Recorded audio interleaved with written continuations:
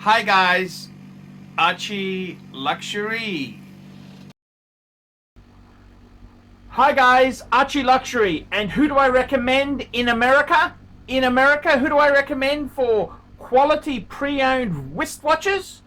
David SW, David SW, David SW. Go to davidsw.com. He is the best, the greatest pre-owned dealer in all of the United States of America.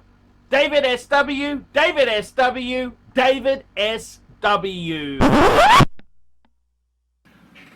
Hi guys, ArchieLuxury on the Paul Pluta channel doing paid review 21QB118. This is for Scott in Raleigh, America, and I'm doing a collection review. Before we start, what am I wearing this fine day? I'm wearing a Patek. This is my Patek Philippe 5127 white gold Calatrava.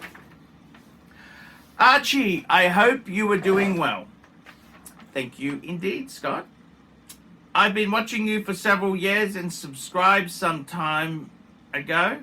I have been collecting trading watches since early 2000s and have had many watches including a Breitling Aerospace, TAG, Heuer Formula 1, Caliber 5, Omega Seamaster 300, Rolex, blah blah, what's he going on and on. He goes, this is what he has now, or oh, this is what he's got. Okay, he's got a Breitling Aerospace, TAG Heuer Formula 1, Omega Seamaster 300, Submariner no date, blue dial stainless steel date just, Sea Dweller 43 stainless steel 50th anniversary, and now my latest acquisition is the 2021 two-tone Sky Dweller black dial with Jubilee bracelet. My ultimate goal is to get the stainless steel Sky Dweller blue dial with oyster bracelet, as I think this is a good combo between sporty and dress, but obviously difficult to obtain. I have a good relationship with a few ADs in my area, and one in particular seems to really be willing to work with me. When he gets a stainless steel blue dial Sky Dweller in, then I want to trade my two-tone and also then focus on picking up another great Rolex piece. My question is, what's next? Should I get a 2021 41mm two-tone bluesy, go back to a no-date sub 41, or back to the 43 Sea Dweller? I have a 7.5-inch wrist and really need a fairly sized piece to accommodate my wrist. What do you think? Or do you have other ideas? Okie dokie. Okie dokie. So, I gotta be totally honest with you. I love these Americans. They come to me with all these requests and requirements. He's got a 7. What's he got? 7 3/4 inch. Okie dokie. I got a 7 and a bit inch wrist. I don't know whether you need monsters. Do you really need monsters? That wrist size isn't ridiculous. It's not Hulk. You're not a superhero. You know what? Looking at your collection, so I don't understand. You sent me some pictures. Do you still have the Breitling Aerospace? I'm at a bit of a loss here to work this out. What's he got? 118. He's got the, okay, you got the Sky Dweller black dial two-tone, the Sea Dweller 43, a date just, a sub no date, a Formula 1 caliber 5. What do we got there? So I got to be totally honest with you. What next? Okay, fair enough. Let's talk about this. What next? Indeed. What would I do? Okay, so I got to be totally honest with you. I don't think it's a good idea to trade in pieces, if you're trading in with a dealer, no thank you. I don't think that's the way to go, because they got to make margin. They got to make margin, big margin. So I personally think, number one, the dealer is not your friend. Okay? So you say there, when he gets a stainless steel Sky Dweller in, then I will trade my two-tone. I don't understand why would you do that? I don't know whether the stainless steel is really that much better than the blue dial steel. I think you're getting too caught up in the hype. So my advice to you, so if I can be so bold as to give you some advice, my advice would be to sell non-Rolex. That's what I would do. I would dump the non-Rolex, okay? You've got a Breitling Aerospace. Well, I don't know if you still have that, because I didn't get a picture of that, but that's a garbage watch. What do you want that crap for? You've got a Tag Heuer Formula One. What the fike is the Tag? I mean, I don't hate Tag, but that's a watch you have when you've got no other watches and you want to get into the Swiss watch hobby. It's absolutely pointless having the Formula One. Get rid of that. The Omega Seamaster 300, I would ditch that as well. Stick to Rolex. You've already told me you're going to have to do some trading in. Clear the decks. Get rid of the crap. That's what I would do. You got a Rolex sub no date. Okay, that's a nice watch. You got a blue dial stainless steel Datejust. Yep, that's a nice watch. You got a Sea Dweller 43 stainless steel. Cool. And you've got a two-tone Sky Dweller black dial. Okay, fair enough. You know what? I don't see the point in really craving the steel Sky Dweller. Why? I would just enjoy the two-tone and be happy with that. I don't know if you really need the stainless steel Sky Dweller. Seems a bit odd myself, but it's your narrative. So I gotta say, I would sell non-Rolex. The next thing is, I don't trade in. I wouldn't be trading in nothing, okay? If you're going to trade in, maybe sell it privately. That's what you want to do. You don't want to trade in with the dealer. Do you understand how retail margins work? And you know, that's not a sensible way to grow your collection. Man, my question is, what next? Well, okay, so I've told you, sell the non-Rolex and don't be trading in bits. Should I get a new 2021 41mm bluesy? You know what? I don't really, it depends on your own situation. See, people who ask this sort of shit, you've got to get your home base sorted. I would say you got a reasonably nice little collection. It's not a fantastic collection. It's reasonably nice collection. Do you have paid off your car? That's the first thing I would be saying. I gotta be honest with you, I don't understand where you're jumping all around here. What worries me is people who ask this, you got a leased car? Have you got any emergency money? People like this, they buy and sell. They're really living way beyond their means. It's kind of coming through here. I think you got enough. You've got my honest view is you've got a Rolex sub no date. you don't really need the two-tone. That's redundant.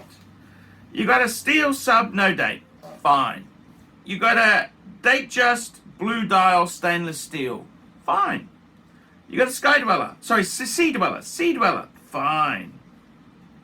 And you've got a sky dweller. 1, 2, 3, 4. So my honest advice to you, I'd get rid of the non-Rolex crap, and I'd be selling it privately. I wouldn't be trading it in with this so-called friendly dealer.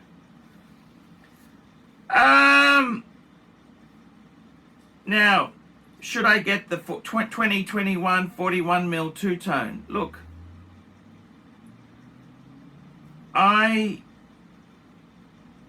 that's a great watch. Can you afford it? I mean, how are you financially? Is the house paid off? Is the car leased? Have you got student debt? What's the go? What's the go there? Because I don't honestly see how you need the bluesy, because the bluesy, you've already got a sub, and you've got a sea dweller, and you've got a date just. So those three, do you really need a two-tone bluesy? I think you're being a little bit facetious there. Or go back to the no date sub 41. Well, you've already got a sub no date 41. That's just ridiculous. Or back to the 43 sea dweller. Do I go back to a no date sub 41 or back to the 43 mil sea dweller? What do you mean? I don't understand.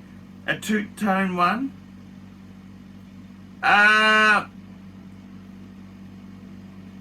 Personally, I think, don't take this the wrong way, but I think you like to pretend to be a player when Americans, a lot of Americans are full of shit, okay? They like to be the man about town, the big dick. It's sort of coming through in this collection here. I'm sorry to say this to you. I would get my house in order. Have you paid off have you got a house or an apartment you live in? Is your car leased or is it on finance? If you are in a good financial position,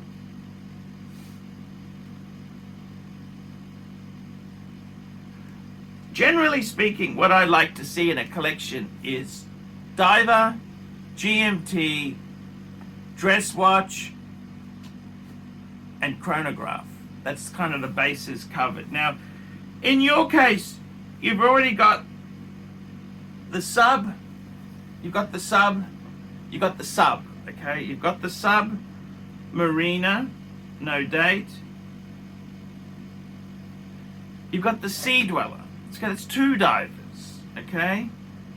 You've got, as your dress watch, you've got the stainless steel date just. Beautiful.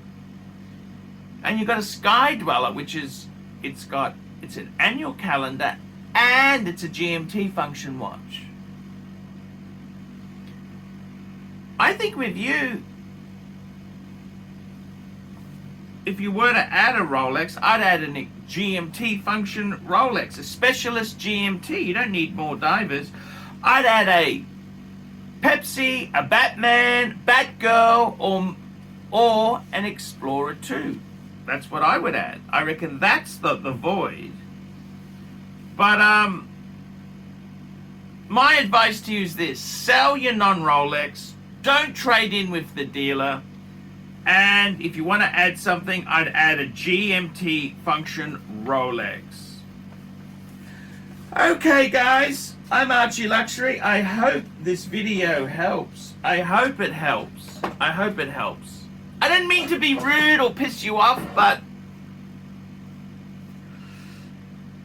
I get the feeling, what is your real financial situation? House is paid off, car is leased. What is because you're kind of buying stuff. I don't understand what you're trying to achieve. Okay, guys, I'm your pontiff. That's been a paid review. I gave him the advice, sell non-Rolex, don't trade in with the AD. The AD's not your friend, and get a GMT function Rolex. There we go. I've said it loud and clear. Let's see what he says. And if I don't know if I would be really desperate to get a steel Sky Dweller when you've got the two-tone. Why? I don't think you're that rich, are you? Anyhow, guys, I'm your pontiff. Like, subscribe, and tell your friends. Don't be afraid to put some comments. And remember, I can't survive on Google Ads. I desperately need paid reviews to survive. Without these reviews, I'll sink. I'll sink, guys. Sink faster than the Titanic. Guys, get a paid review, $50 US. Look down below in the description. I'll review your collection. I'll give you some guidance. I'll tell you the truth, good, bad, or ugly. Hey guys, check out one of my best friends, Jamie Opulence, on YouTube. Just go to Jamie Opulence on YouTube. A fantastic channel from my good friend Jamie. Check it out, guys. Hey guys, ArchieLuxury. Guys, I want to introduce a new service to you. ValueYourWatch.com. Proud supporters of ArchieLuxury. No seller's fees, no buyer's fees. That's right, guys. This is a trading platform to buy or sell watches. You can start selling for free. That's right. We advertise our paying subscribers on Google, Facebook, Instagram, LinkedIn. It's a global platform. That's right, guys. Get $50 off the annual subscription by applying the coupon Archie when you check in there. But guys, you can try this for free straight away. Guys, you can start listing watches. ValueYourWatch.com. Give it a try and tell me what you guys think of that. All these neck just wanna be a mini me. All these neck just wanna be a mini me. All these neck just wanna be a mini me. Feeling me, any me. All these neck just wanna be a mini me. All these neck just wanna be a mini me. All these neck just wanna be a mini me. Feeling me, any me. All these neck just wanna be a mini me. All these neck just wanna be a mini me. All these neck just wanna be a mini me. Feeling me, any me. All these neck just wanna be a mini me. All these neck just wanna be a mini me. All these neck. Like, subscribe, and tell your friends, and don't be afraid to get a paid review. $50 for a paid review. It helps me stay full-time on YouTube, and I will see you in the next one. $50 paid review. I can't survive on Google Ads. I need your support. And guys, you could also sponsor me on Patreon. Patreon allows you to pay as little as $1 a month to keep me on YouTube. Hey guys, ArchieLuxury. Who do I recommend for watches in Brisbane and Sydney? Vintage Watch Co. That's correct. Vintage Watch Co. in Brisbane Arcade in Brisbane and the Strand Arcade in Sydney. Vintage Watch Co. Brisbane and Sydney. Ronnie, I've known him since the late 90s. Ronnie is a top bloke. Luke is a great guy. Vintage Watch Co. That is who I recommend in Australia. Check out Vintage Watch Co. and the guys' amazing range of watches. They also do service and repairs. Vintage Watch Co. That is where the pontiff goes. You know, some of my Pateks came from Vintage Watch Co. That's right, guys. Vintage Watch Co.